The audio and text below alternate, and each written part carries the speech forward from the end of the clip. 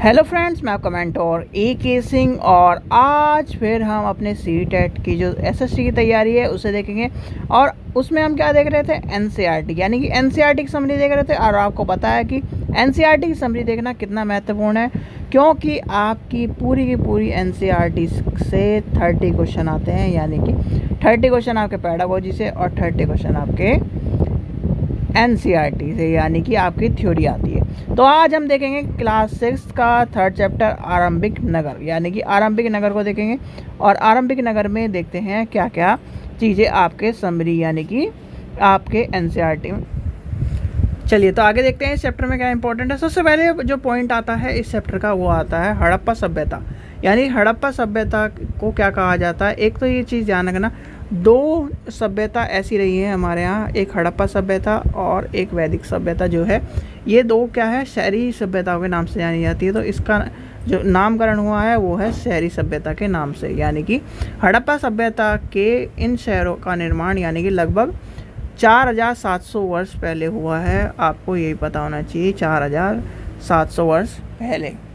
चलिए आगे देखते हैं आगे क्या है। चलिए तो आगे देखते हैं इसमें क्या है। इसमें दूसरा पॉइंट आता है, इन नगरों की विशेषता क्या थी। देखो, नगरों की विशेषता के ऊपर जो आपको क्वेश्चन मिलेगा आजकल एसएसटी में, पता है क्या हो रहा है। सबसे बड़ी बात है कि एसएसटी में आपको सी.टेट नहीं आईएएस बनाया जा रहा है। किस तरह आईएएस बनाया जा रहा है कि आपसे क्वेश्चन पूछे जा रहे हैं कथनों के हिसाब से। यानी जैसे कथन आ रहा है कि एक कथन, दो कथन, तीन कथन, और इनमें से फिर एक और दो सही है, दो या तीन सही है, एक दो तीन सही है, इस तरह से कथन पूछे जा रहे हैं। तो पहला क्वेश्चन क्या, इससे क्या आएगा, इन नगरों में कई यानी कि कोई भी दो या दो से ज़्यादा हिस्सों में विभाजित था, दो से ज़्यादा हिस्सों में विभाजित था। प्राय पश्चिम भागों को क्या कहा जाता था, छोटे भाग होते थे, यानी छोटे होते थे लेकिन ऊंचाई पर बने होते थे, और पूर्व हिस्से को बड़ा होता था, लेकिन यह नीचे इलाके होते थे। और ऊंचाई वाले भागों को पुरातत्ववेदाओं ने नगर दुर्ग कहा है। और ये क्वेश्चन आपसे पूछा गया है, नगर दुर्ग किसे कहा गया है। याद रखना, जो नगर दुर्ग है वो ऊंचाई वाले जो इलाके हैं उन्हें कहा गया, ऊंचाई वाले भागों को पुरातत्ववेदाओं ने नगर दुर्ग कहा है। निचले हिस्से को क्या कहा है, निचला नगर कहा है। ये दोनों चीज़, मतलब निचले वाले को तो आपको डिफरेंस क्रिएट करने के लिए आ ही जाएगा, पता चल जाएगा कि नीचे दुर्ग का है, निचला दुर्ग का है। और जो निचला दुर्ग है उसके ऊपर आपको क्वेश्चन मिलने वाला है नहीं, जो मिलेगा क्वेश्चन नगर दुर्ग के ऊपर मिलता है। तो दोनों हिस्सों को 4 दीवारियों यानी पक्की ईंटों की बनाई जाती थी, ठीक है, जैसे आपको किले के रूप में मिलता है आज के टाइम पर। सॉरी, आज के टाइम में नहीं, पुराने टाइम पर किला रूप में जो राजा महाराजा रखते थे उस तरह से। आगे चलते हैं। मोहनजोदड़ो में खास तालाब बनाए जाते थे जिसे पुरातत्ववेदाओं ने महास्नानागार के नाम से जाना है। और ये आपसे क्वेश्चन पूछा गया, महास्नानागार का जो कॉन्सेप्ट है वो कहाँ पर मिला है, नगर दुर्ग में, ठीक है। चलिए, एक ये आपका इम्पोर्टेंट है, ये नगर आधुनिक पाकिस्तान, पंजाब, सिंध प्रांत और भारत के गुजरात, राजस्थान, हरियाणा और पंजाब प्रांतों में मिले हैं। इसका ध्यान रखना, क्योंकि ये भी आपसे क्वेश्चन पूछा गया है। इन सभी स्थानों में पुरातत्ववेदाओं ने अनेकों वस्तुओं से, यानी कि वस्तुएं किसकी मिली है, जिसमें मिट्टी के लाल बर्तन मिले हैं। और मिट्टी के लाल बर्तन क्या, मिट्टी के होते थे और वो लाल कलर की जो उनकी पेंटिंग करी जाती थी, उस तरह की चीज़ें मिली हैं। पत्थर के बाट, मोहरे, मनके, तांबे के उपकरण, पत्थर के बने लंबे यानी कि आदि चीज़ें मिली हैं। ये सब चीज़ें आप चीज़ें नहीं पूछी जाती, और जो पूछी जाती है वो पूछी जाती है ये वाली चीज़, ये नगर के बारे में, कहाँ कहाँ से आधुनिक नगर है। फिर आता है आपका जो इम्पोर्टेंट क्वेश्चन है वो आता है, कालीबंगा और लोथल जैसे अन्य नगरों से अग्निकुंड मिले हैं। तो यानी कि आपसे पूछा जाता है कि अग्निकुंड के साक्ष्य कहाँ मिले हैं। आपको ऑप्शन में कालीबंगा या लोथल मिले तो आप ध्यान रखना, तो दोनों को चीज़ें कम पूछी जाती है। आगे चलते हैं। हड़प्पा, मोहनजोदड़ो और लोथल जैसे कुछ नगरों में बड़े बड़े भंडार गृह मिले हैं। और ये भी क्वेश्चन आपके सामने आ चुका है कई बार। यानी कि आपके सीधे सीधे मान के चलते हैं, 22 पेपर 2022 और 23 में हुए हैं, और 22 ही पेपर 21 और 22 में हुए हैं, यानी कि 21, 22, 22, ठीक है। और ये मान के चलिए जो आपके 2011 से लेकर 2021 तक आपके 13-14 पेपर उसमें हुए होंगे। तो ये कितने होंगे, 44 और 13, यानी कि सीधे सीधे मान के चलते हैं हम, अगर 15 पेपर हुए हैं तो यानी कि अभी तक आपके 50 पेपर हो चुके हैं, और 50 पेपरों में इस तरह के क्वेश्चन आ चुके हैं। फिर आता है भवन, जो भवन है, नाली हैं और सड़कें हैं, उनकी बात आती है। सबसे पहली बात आती है जब हड़प्पा की बात रखते हैं हम, हड़प्पा में ये होता है कि आप जो है वो हड़प्पा को इस रूप से जानते हैं कि वो नगरीय सभ्यता थी। और नगरीय सभ्यता की जो बात थी उसमें एक ही स्पेशलिटी थी कि जो उनकी नालियाँ थी और जो सड़कें थी वो वेल डेवलप थी, यानी कि आज से भी कई गुना, यानी कि एडवांस बिल्कुल। इन नगरों के घर आमतौर पर 1 या 2 मंजिल के होते थे। घर के आंगन में चारों तरफ कमरे बने होते थे। अधिकांश लोग घर के आंगन, यानी कि एक तरह से आज के टाइम पर भी बहुत सारी जगह दिक्कत का सामना करना पड़ रहा है, किसका, टॉयलेट का और इन सब चीज़ों का, वो इनके घरों में पहले से ही था। यानी कि स्नानागृह और जो इस तरह की चीज़ें हैं वो पहले थी। घर में क्या होता था, कुआं होता था, एक पानी का सोर्स होता था। यानी कि ये सब चीज़ें पहले के टाइम पर, जितना आज से भी कई हज़ार साल पहले आपको देखने के लिए मिला है। चलिए आगे चलते हैं। नगरों की जो नालियाँ थी वो ढकी होती थी, ढकी हुई नाली थी। घर, नाली, सड़क और जो निर्माण की योजना थी वो बिल्कुल वेल ट्रेंड, एक तरह से डेवलप थी। चलिए आगे चलते हैं। आगे जो क्वेश्चन पूछा जाता है, लिपिक जो है जो मोहरों को पर लिखते थे उन्हें कहते थे लिपिक। ये ध्यान रखना, ये क्वेश्चन आपसे पूछा गया है। चलिए आगे चलते हैं। आगे देखते हैं इसमें चैप्टर में क्या है। नगर और अन्य शिल्प, यानी कि शिल्प के बारे में पुरातत्व वेदाओं ने जो चीज़ वह वहाँ पर मिली है उनमें अधिकतर पत्थर, शंख, तांबे, कांसे, सोने, चांदी जैसी धातुओं के मिले हैं। तांबे और कांसे से औजार, हथियार, गहने, बर्तन आदि चीज़ें बने हैं। सोने चांदी से गहने और बर्तन मिले। आपने देखा होगा पहले जो आप ओल्ड पिक्चर देखते हैं या फिर जो पिक्चर देखते हैं पुराने ज़माने में, अभी भी देखा होगा कि पुराने ज़माने के लोग चांदी के और इसमें सोने के बर्तनों में खाते थे। तो वो सही बात है कि पुराने टाइम के लोग चांदी और सोने के बर्तनों में खाना खाते थे। आगे चलते हैं, जो हमारी चीज़ इंपॉर्टेंट है उसे देखते हैं। हड़प्पा सभ्यता के लोग काले रंग से डिज़ाइन बनाए हुए खूबसूरत लाल मिट्टी के बर्तन, यानी कि काले और लाल मिट्टी के जो प्रयोग करते थे, जो अभी मैंने आपको बताया था ऊपर, उस पर नटकाशी करते थे। व्यक्ति, यानी कि जो व्यक्ति की पत्थर से बनी मूर्ति जो मोहनजोदड़ो से मिली है उसमें क्या है, ये है, देखिए ये आपके सामने है, ये आपको याद कर लेना और ये आपको पूछा जाता है। यानी कढ़ाईदार वस्त्र पहने हुए दिखाई देता है। ये देखिए इसके कढ़ाईदार वस्त्र, ये आपको, और ये आपको देखने के लिए कहाँ मिलेगा बताइए, ये आपसे कमेंट सेक्शन में बताइए कि कहाँ पर रखी है ये मूर्ति और ये आपको देखने के लिए कहाँ पर मिलेगा। संभवतः 7000 साल पहले मेरगढ़ में कपास की खेती होती थी, यानी कपास की खेती होती थी। और ये क्वेश्चन एक बार पूछा गया। ये क्वेश्चन इंपॉर्टेंट है कि कहाँ से जो व्यक्ति की मूर्ति मिली है पत्थर की, जो एक तरह से कढ़ाईदार वस्त्र पहना है, वो है मोहनजोदड़ो। ठीक है, याद कर लेना, मोहनजोदड़ो से मिली है। आगे चलते हैं। अब देखते हैं फेनस, यानी कि पत्थर और शंख जो आपके प्राकृतिक रूप से मिलते थे, लेकिन फेनस को कृत्रिम रूप से तैयार किया जाता था। बालू और सफ्टर पत्थर से को गोंद में मिलाकर वस्तुओं की बनाई जाती थी। उसके बाद उसे वस्तुओं, यानी कि एक तरह से वस्तुएं एक चिकनी परत चढ़ाई जाती थी।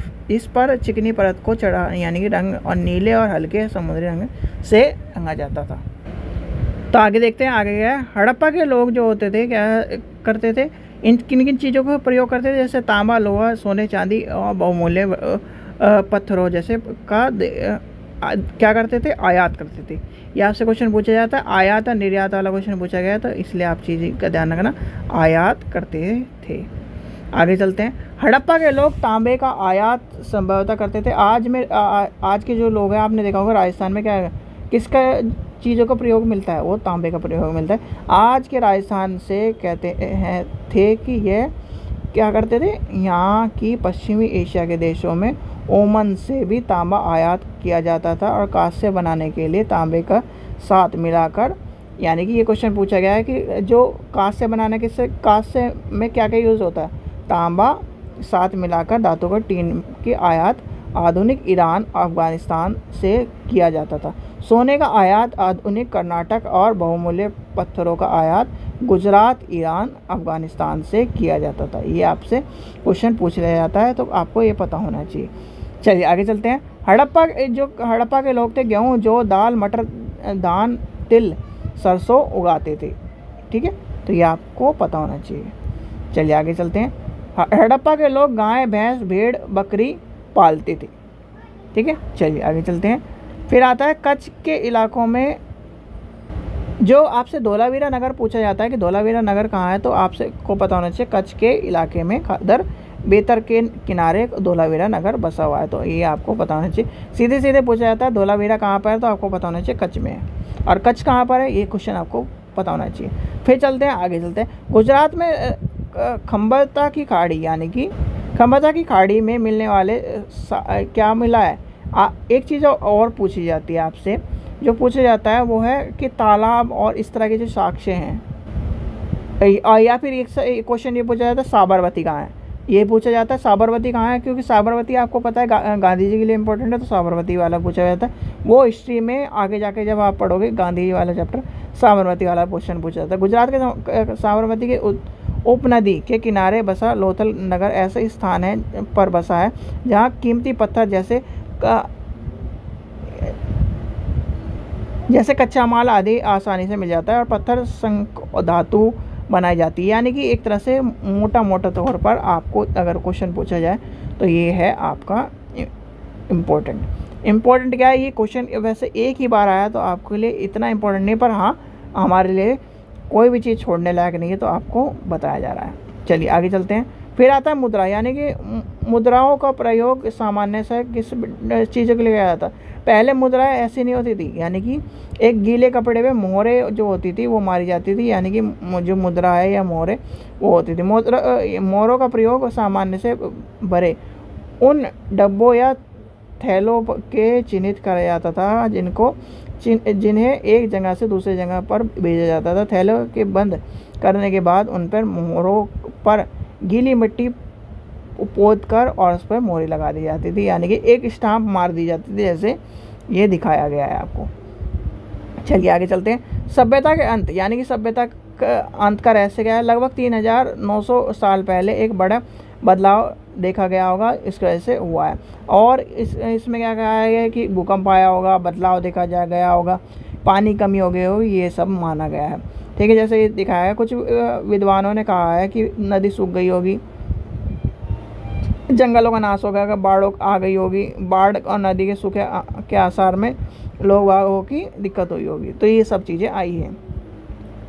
फिर अन्य चीज़ें जो आपसे पूछी जाती हैं वो है ये।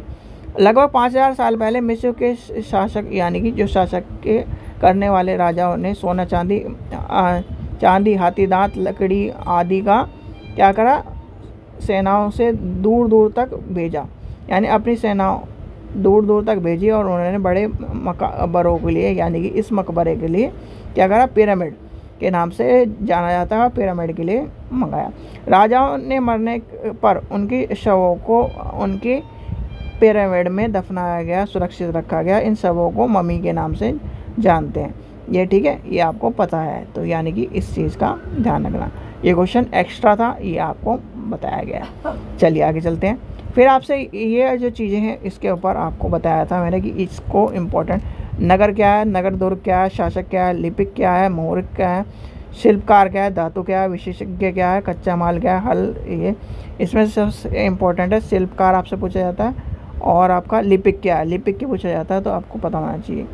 फिर मेहरगढ़ के में कपास की जो खेती है वो 7000 साल पहले, नगरों का आरंभ हुआ 4700 साल पहले, हड़प्पा के नगरों के अंत की शुरुआत हुई इतने, और अन्य नगरों का विकास हुआ 2500 साल पहले। ठीक है, चलिए अब चलते हैं चौथे चैप्टर, यानी चौथे चैप्टर में देखते हैं। चौथे चैप्टर में आपका इंपॉर्टेंट है वेदों से, यानी कि वेदों के ऊपर क्वेश्चन आते हैं, तो वो आपका क्वेश्चन आपको पता होना चाहिए। वेद 4 प्रकार के होते हैं, ऋग्वेद, सामवेद, यजुर्वेद, अथर्ववेद। यह है सबसे पुराना वेद ऋग्वेद है, जो 3500 वर्ष पहले का है। ऋग्वेद में 1000 से ज़्यादा प्रार्थना है जिन्हें सूक्त कहते हैं। आपसे ये क्वेश्चन पूछा गया, सूक्त क्या है, ठीक है, तो क्या है, सूक्त का मतलब होता है अच्छी तरह से बोला गया, यानी कि अच्छी तरह से। विभिन्न देवी देवताओं की स्तुति में रचित किया गया है, जिसमें 3 देवता बहुत ही महत्वपूर्ण है, अग्नि, इंद्र और सोम, यानी कि अग्नि, इंद्र और सोम।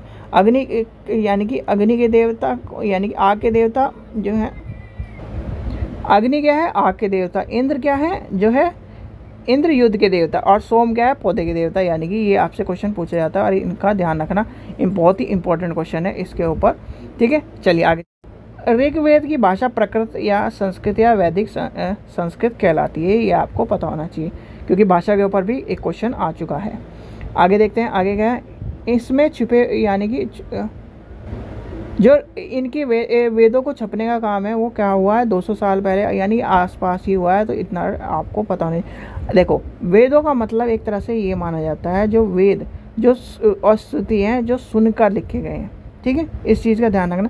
ऋग्वेद में कुछ सूक्तियाँ वार्तालाप के रूप में है, यानी कि विशेष जो विश्वामित्र नामक ऋषि और देवताओं के रूप में पूजित दो नदियों व्यास और सतलुज के बीच यह संवाद एक ऐसा संयुक्त यानी कि सूक्त का अंश है जो संवाद बताया गया है। और एक और क्वेश्चन पूछा गया आज के अभी कि सरस्वती के क्वेश्चन यानी कि यूपी टेट में पूछा गया था सरस्वती नदी का जिक्र कितनी बार हुआ है, तो वो भी आपको पता होना चाहिए, 1 या 2 बार हुआ है। कितनी बार हुआ है वो आपको अभी देख लेंगे। युद्ध में जीते गए धन का कुछ भाग जो है सरदार रखता था और कुछ हिस्सा पूरा यानी कि पुरोहित जो होते थे पुजारी होते थे उनको दिया जाता, पुरोहित को दिया जाता था। आगे देखते हैं, पुरोहित को दिया जाता। शेष धन आम लोगों में बांट दिया जाता था।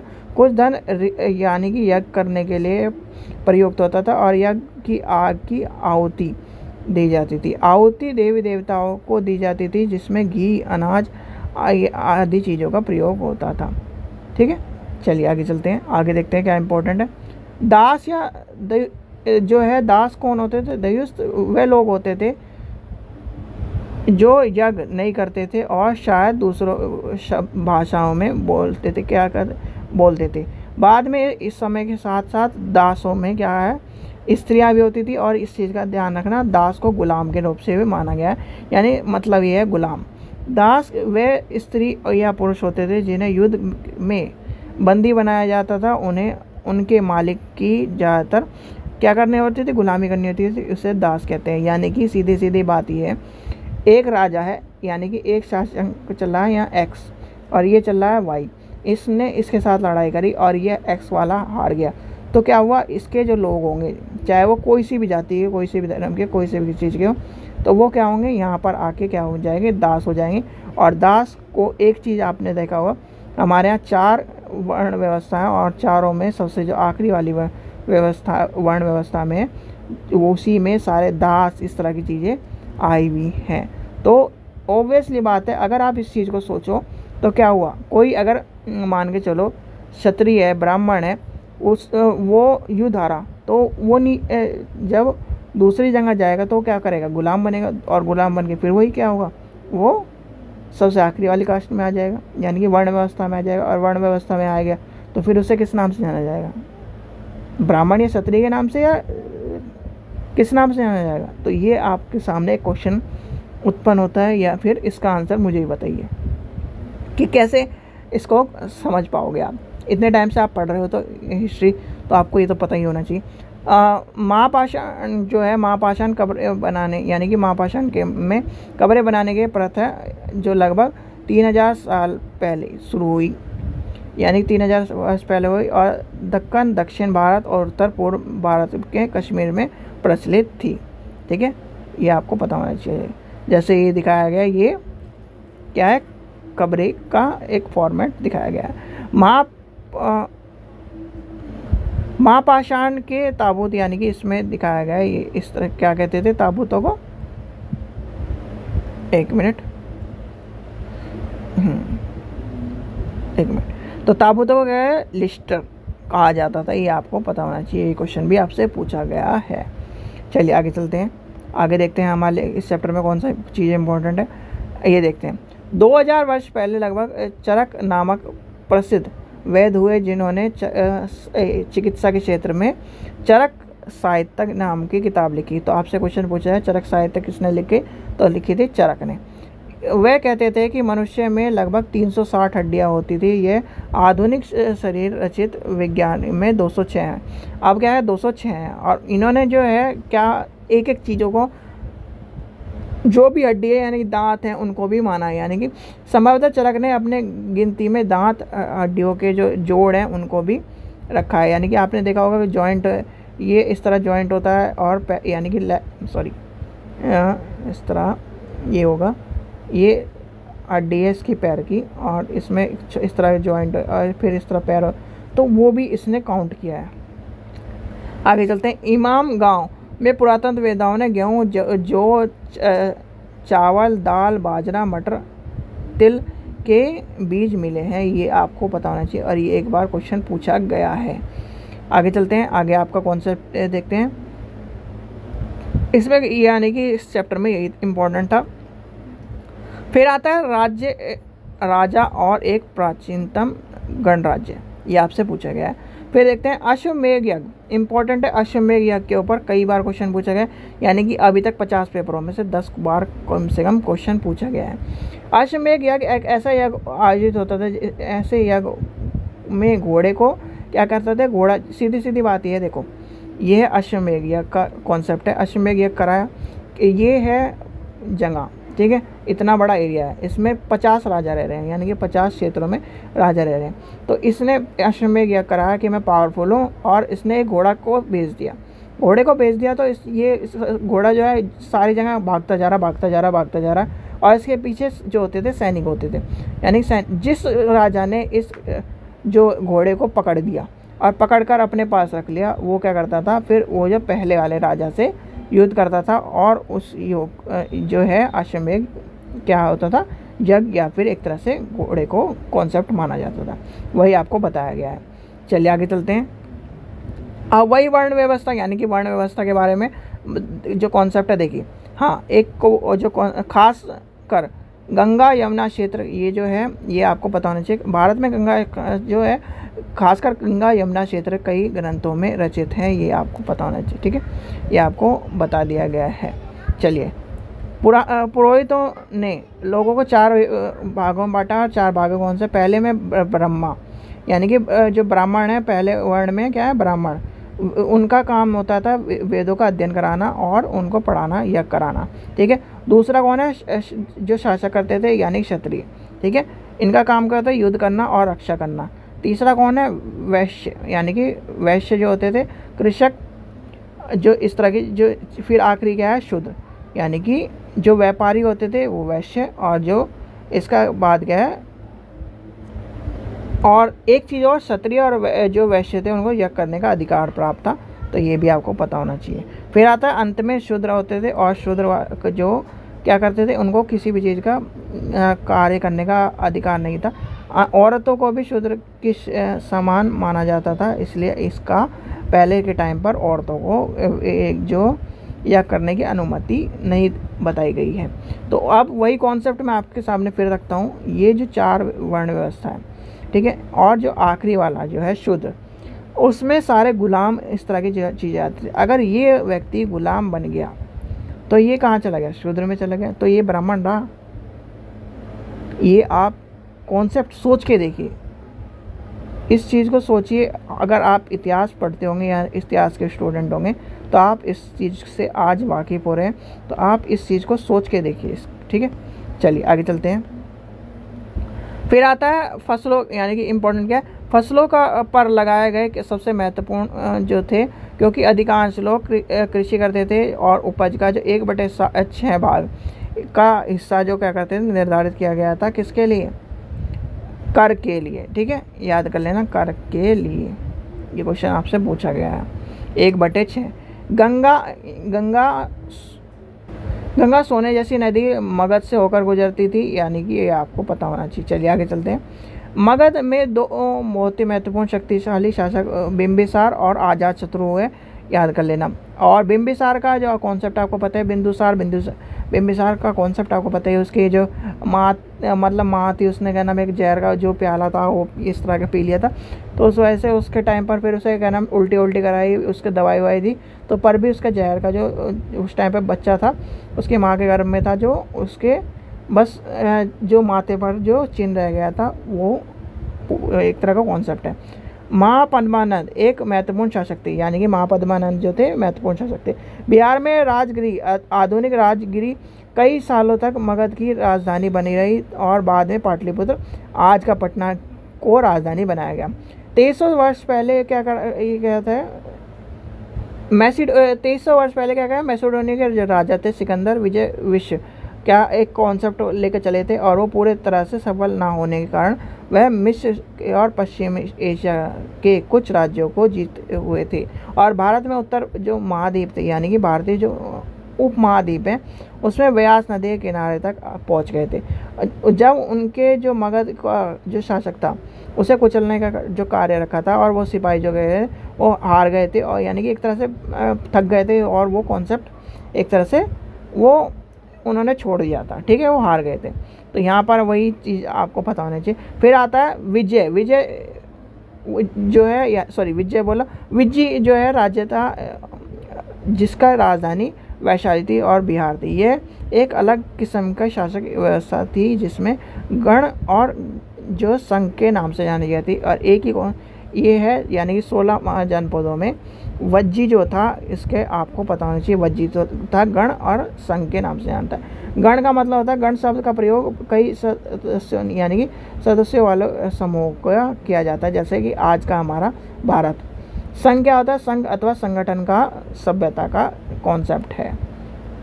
चलिए आगे चलते हैं, आगे चैप्टर में देखते हैं कि कुछ इंपॉर्टेंट है क्या।